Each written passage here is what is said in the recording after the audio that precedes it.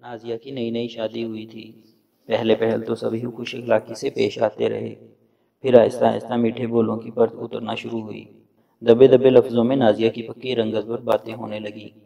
نازیہ کی 4 نندیں تھیں۔ نازیہ کے شوہر طاہر سب سے بڑے تھے۔ ایک دن وہ عام سے کپڑے پہنے کچن میں کام کر رہی تھی کہ اس کی چھوٹی والی نند اندر داخل ہوئی۔ اوہ، یہ آپ ہیں نازیہ بھابی؟ میں سمجھی ساتھ والوں کی کام والی آئی ہوئی ہے، ماریا نے بظاہر ہنستے ہوئے کہا، لیکن اس کی آنکھیں صاف مذاق اڑا رہی تھیں۔ نازیہ کا دل بجھ کر رہ گیا۔ اس نے اس دن سے اپنا خاص خیال رکھنا شروع کر دیا۔ ہر وقت تیار رہنے لگی تاکہ آئندہ اسے کوئی کام والی خالہ کا طعنہ نہ دے سکے، جن کی رنگت بے حد کالی تھی۔ کالے گورے سب اللہ نے پیدا کیے ہیں، لیکن ظالم معاشرہ یہاں بھی اپنی روایت چھوڑنے کو تیار نہیں۔ اکثر کالی رنگت رکھنے والا انسان مذاق، طعنہ اور طنز کی زند میں ہی رہتا ہے۔ آج نازیہ اپنی بہن کے گھر جانے کے لیے تیار ہوئی۔ اس نے بادامی کڑھائی والا سرخ سوٹ پہن رکھا تھا۔ ہلکے پھلکے میک اپ کے ساتھ وہ یقیناً بہت فریش اور اچھی لگ رہی تھی۔ طاہر باہر موٹر سائیکل پر اس کا انتظار کر رہا تھا۔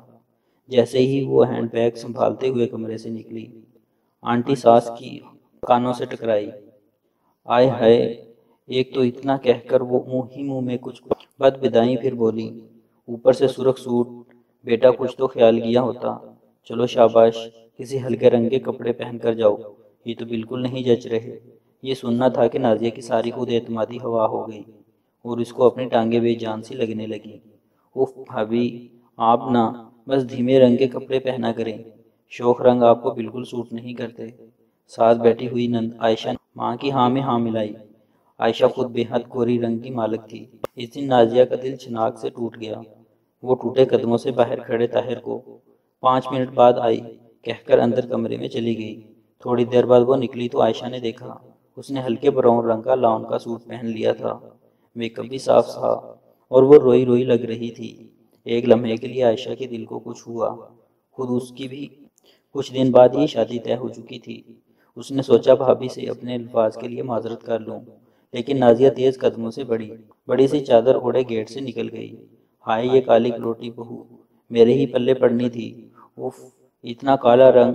بھئی وہ ٹوٹکے کون سے ہوتے ہیں، ذرا ان کو بھی کوئی بتا دے۔ ارے میری آنکھوں پر پٹی بند گئی تھی جب رشتہ لینے گئی تھی تو بڑا میک اپ کر کے بیٹھی ہوئی تھی، یہ تو بعد میں کھلا کہ اصل رنگت توے کو بھی شرماتی ہے۔ نازیہ کی ساس مسلسل بولے جا رہی تھی۔ اب تو نازیہ ان آوازوں اور طعنوں کی عادی ہو چکی تھی۔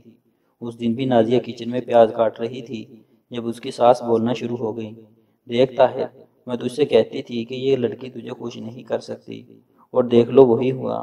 جب دیکھو منہ بنا کر یہاں وہاں پھر رہی ہے، مسکراہٹ تو نام ہی نہیں آتی اس کے چہرے پر، منحوسیت پھیلاتی ہے پورے گھر میں۔ طاہر میاں مسمی سی صورت بنا کر بولے، اماں میں تو کہتا ہوں خوش رہا کرو، اس چیز کی کمی ہے تم میں۔ آئے ہائے!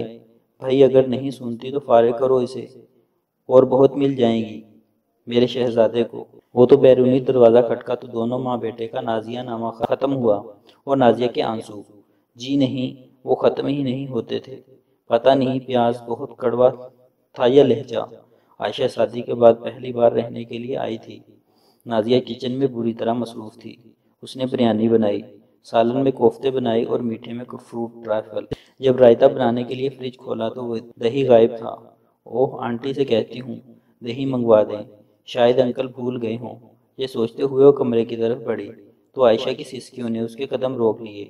امی جی، میری ساس کہتی ہے خالی گورا رنگ ہی کافی نہیں ہوتا، بندے میں کچھ بات ہونی چاہیے۔ جیسے ہی مجھ پر نظر پڑتی ہے، پتہ نہیں میں نے ان کا کیا بگاڑا ہے۔ اس دن میرے سے پیاز تھوڑا زیادہ براؤن ہو گئے تو سارا دن مجھے بے ہنر، کوڑ اور پھوڑ کہتی رہیں۔ اکرم سے میری شکایت بھی گگا دی۔ اکرم نے مجھے سب کے سامنے تھپڑ مارا۔ امی جی، اتنا کہہ کر عائشہ پھر رونے لگی۔ باہر کھڑی نازیہ کا دل جیسے دھڑکنا بھول چکا تھا۔ کیا مکافاتی عمل اتنی جلدی بھی شروع ہو سکتا ہے؟ یہ اس نے کبھی نہیں سوچا تھا۔ اصل رنگ من کا رنگ ہوتا ہے، من کالا تو تن کالا۔